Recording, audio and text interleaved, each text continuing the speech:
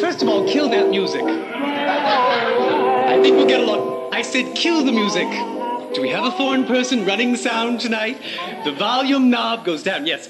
I don't really know where to begin. First of all, I feel like a child at those awful restaurants that doesn't have enough cushions. Yes, thank you. I also feel like Joan Crawford in one of those truck stop movies in which she's being attacked by a truck driver.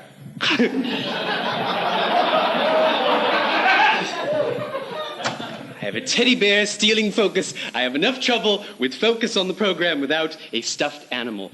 Now, and this. Oh, yes, fine, thank you. Thank you. Good, now I can reach my Gerber baby food just fine, thank you. It's a shame that we have to film with lights because I can't look at my audience, and what an attractive audience it is. Now, I must explain to my home audience. Do we have a home audience? There's so much to tell you. First of all, usually I prep my audiences before I come out. Yes, I'm confessing something very secret. I prep them so that we have the right date. And tonight is January 16th. January 16th. So you must all put yourselves in that head. January 16th. And there was a famous play written about that. Ayn Rand. Ayn Rand wrote a play, Where Were You the Night of January 16th or something like that. It was a detective murder mystery. How many of you know about that play?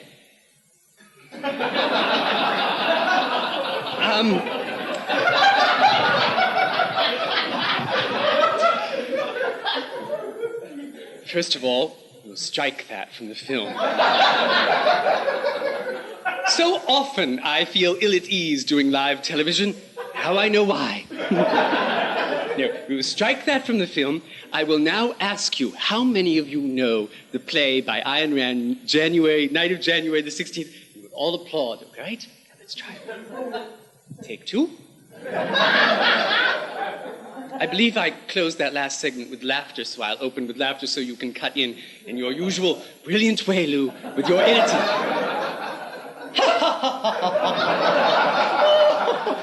What a marvelous time we're having. As you know at home, it's January the 16th. Ooh, which puts me in mind of a play. Written by Ayn Rand, who wrote Atlas Shrugged, that wonderful musical comedy, The Fountainhead. She wrote a play called Night of January the 16th. How many of my audience here know that play?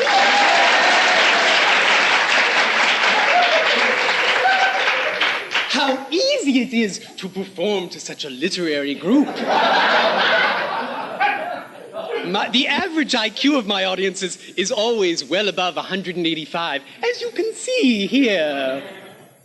Thank you from the Ministry of Propaganda. No.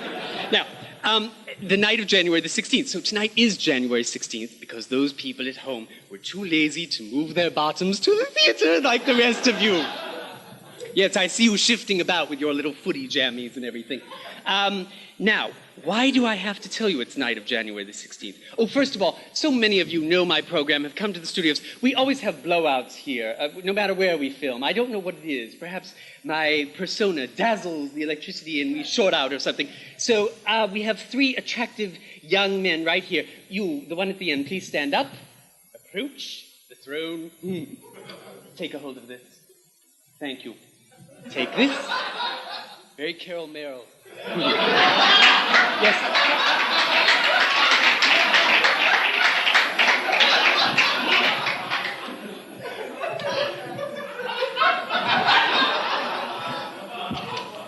You're very humorous. What is your name? James. James. His name is James. Production staff, please fire the entire comedy writing crew. James is our new comedy crew. And take this. This is our emergency lighting crew equipment. And I'm going to entrust it to you three young men in the front row. In case we have a blowout, simply shine them on me. Do not play funhouse with them. No, don't do what we all used to do when we were 3 years old, look, Mommy, with your under the face, frightening children. Yes, lovely, lovely. Now, I've entrusted you with that. I have to put on my glasses. Well, there's so many announcements. How much time do we have left? That was enough for all 3 programs. Lovely. Thank you for coming. And like Edward R. Murrow used to say, thank you and good night. These glasses were given to me by Martha of Cincinnati. Martha of Cincinnati, her frames are quite extraordinary. Martha, darling, thank you so much for my glasses frames tonight. Now, where are... Oh, by the way, Cincinnati sent me this balloon for Christmas. Lovely. Cincinnati loves Sybil. If only New York did. Well, we're going to be filming from Cincinnati from now on. We're moving our studios to Cincinnati. We had been given an offer at a lovely penthouse apartment on 66th and Park, but that fell through. So we'll be moving to Cincinnati. Now, a couple of things, and then we're going to cut away for a commercial, and I don't even know what we're doing here tonight. There's a dead teddy bear, there's T-shirts. Really, I suddenly realized my desk is different each time. Different! There's always a whimsy to this set design. For instance, behind me we have the Black Hole of Calcutta backdrop. I suddenly feel like the last few moments of the movie 2010 in which I fall into one of those quasars or things with enormous gravity or whatever they are. No, but I didn't get a chance to look at the front of my desk. I suddenly feel like Deborah Carr in The King and I. You know, it's like... No, really, no. If I were to just sweep all of this off and sort of dance around the room with this and say, getting to know you, getting to know all about you. Yes, children, hide under mummy's skirts. No. Now, a delightful audience. Oh, we don't have an audience tonight. Oh my, Lou, what an extraordinary laugh machine you have stationed over in seat 35. It's quite extraordinary. Who is that with that wonderful laugh? No one's confessing. All right then, count off. 1, 2, 3, 4. No, if you won't cooperate with the mediatrix, and that's what I am a mediatrix. Let's all say that together, mediatrix.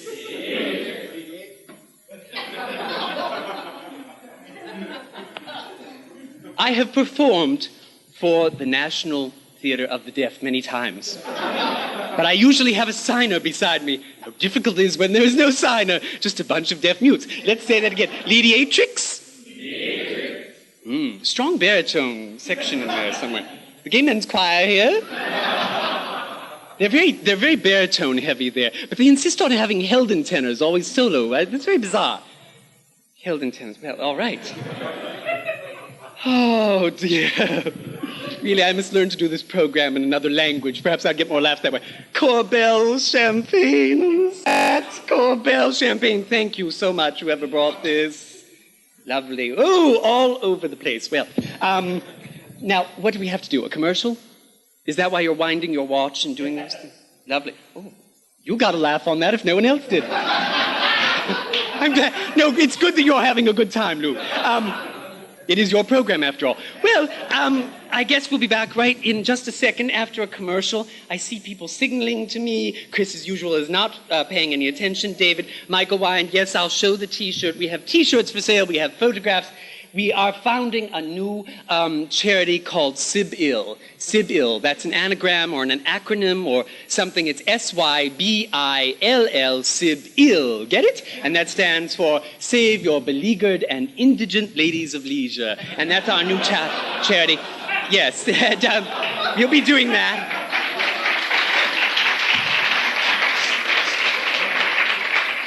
So, on this night of January the 16th, we are having a marvelous time here at Television City in the Dixie Hotel, and we shall be back after these words of encouragement or something.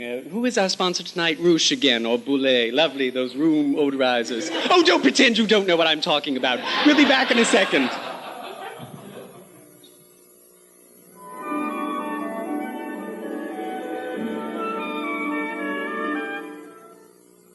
Are we back? Good. All right, now I have to make some announcements, and then we're going to read some letters, and we're going to do some different things. Oh, by the way, some of you asked me on my New Year's program, January the 2nd, I believe it was. Didn't Ernest Hemingway write a play called The Night of January the 2nd? No, just joking. I was right. It was a lucky guess. No, so many of you asked me, Sybil, you were singing something at the beginning of the program when you had a lampshade on your head, and I must apologize to my audience. I'm not usually inebriated, but I was a little bit on January the 2nd. I was singing a song, and the song was, here we are, back with you again. Yes, by golly, Kukla Fran and dear old Ollie. Here we are again, here we are again. It was just a little soup song. It was a little piece of froth. It was a little bonbonniere to begin the new year. Mr. Maletta, beloved producer, edited that song. So I just want to apologize to Kukla, Fran, and Ali because your lovely theme song was edited. Enough of that. All right, that went over like a lead balloon. We'll strike that from the film. Oh yes, now, I just got a bulletin. Yes, I usually, when I say a bulletin off the press, I have that little... Yes, and where's the other one? Yes, all right, let's try it again. Take 3. I just got a bulletin hot off the press.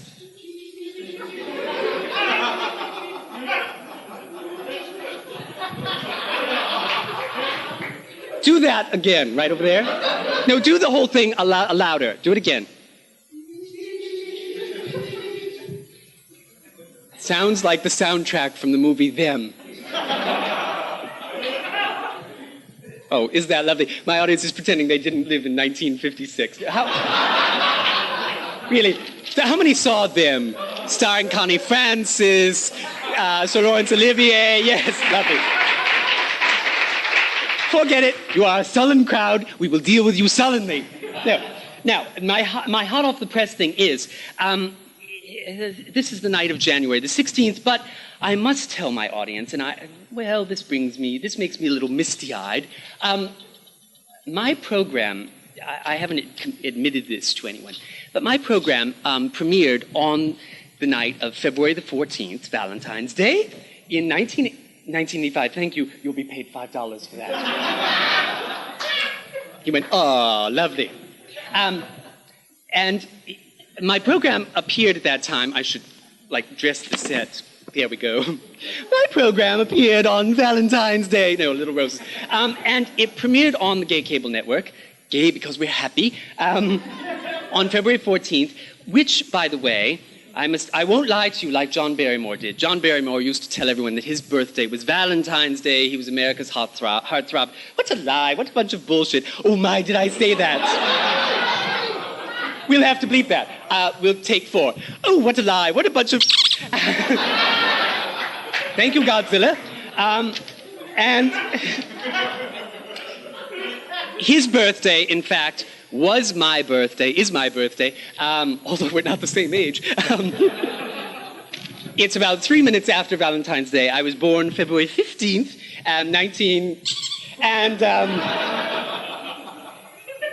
So to celebrate the anniversary of my program and my birthday, we've planned some events, which I hope you'll all participate in. All of you will participate. Vous êtes totalement participants. Vous appelez-vous, whatever. Quelle heure est-il? And the first one is hot off the press. My dear producer, Mark DeAngelis, who produced me right around the corner. Well, he didn't produce me, but he functionaried me or something of the sort. At the Cat Club, right around the corner from here. It was quite lovely. We did a program there on October 3rd or something. And we are going to he's producing a party for me at Area, A-R-E-A. By the way, how many of you saw that invitation for Princess Di at Area? It's a Di Area.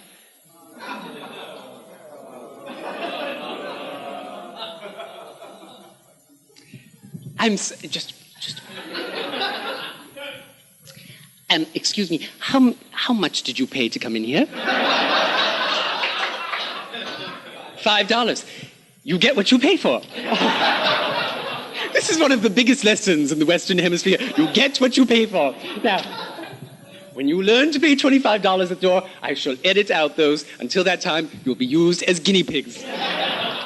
All right, now, the party at Area, which is 157 Hudson Street, I'm sure we're printing this on the screen, is Thursday, February 13th. That's the day before Valentine's Day at 10 p.m. Doors open at 10 p.m. And my viewers, please, if you would like an invitation to this so that you will be let into the party, please write us at the Gay Cable Network, which is 156 Fifth Avenue, care of Sybil Ophthalmia Bruncheon, blah, blah, blah, the rest of it. And we're putting our names on a mailing list for Sybil Ophthalmia Bruncheon. And that's, again, February 13th, Thursday. How dry this is. Really, why don't I hire someone to do this? I become like a secretary or something. A woman of my position should have a secretary. James, why don't you do something about this? James, would you like to do these announcements for the rest of the evening? Eager, very eager. He was very eager. Oh, not so excited, James, not so excited. 10 p.m., please write us. We're going to have cake and champagne and all sorts of things, and I think we're going to have some performances of some sort of a bizarre nature. Now, do we have questions there? What time is it? We've run out of time. 2 minutes, lovely, lovely. Questions? Poor madam. Questions? Poor madam. Poor madam. Biddle Barrows, that comes to mind for some. All right, right. We see this group reads New York Post. This is the Times. Lovely. Lovely. Reach around in here. There's handwriting here, which is quite intolerable. I'll read this one. So, spontaneous questions which I have not reviewed. No. From the New Year's show, are we to assume that there was no address on this? You can say, Dear Sybil. That's what is that called? An appellation or a salutation. A salutation, lovely. Who said that? $5. From the New Year's show, are we to assume that Sybil drinks in private before taping?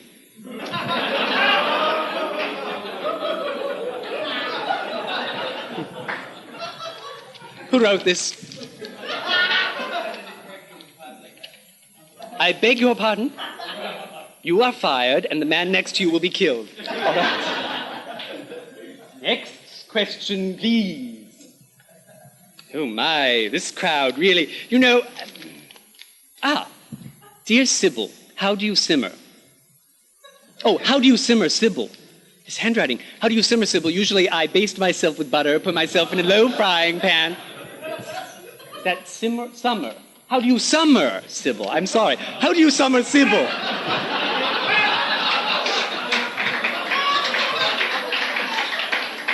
I usually baste myself and put myself in a low frying pan.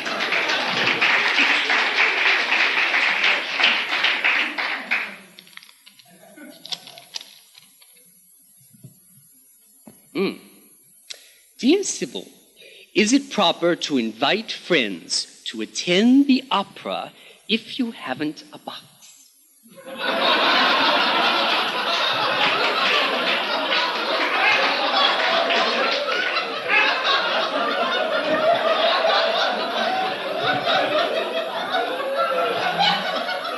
Oh, continue laughing.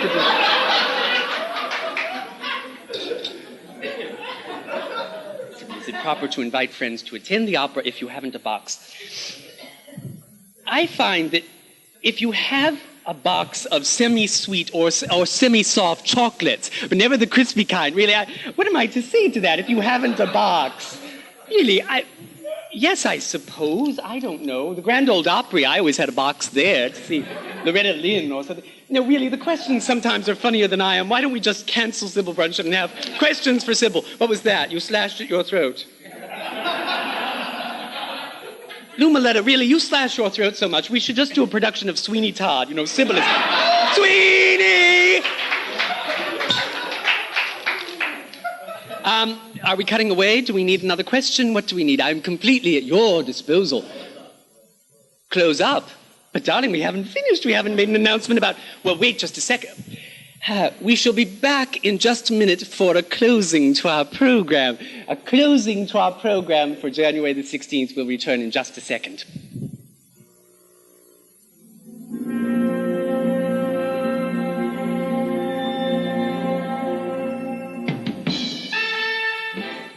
Now, I have one last announcement to make, and this is very important. We have Sybil Bruncheon t-shirts. Where's the t-shirt? Here it is. Please purchase them. This is to go to benefit the Sybil, Sybil, which is save your beleaguered and indigent ladies of leisure. Thank you so much, Cincinnati, probably Catherine. Let's see. Oh, my God. Paris Commune. Oh, quickly, I must make these announcements. Paris Commune. Paris Commune at, what's the address?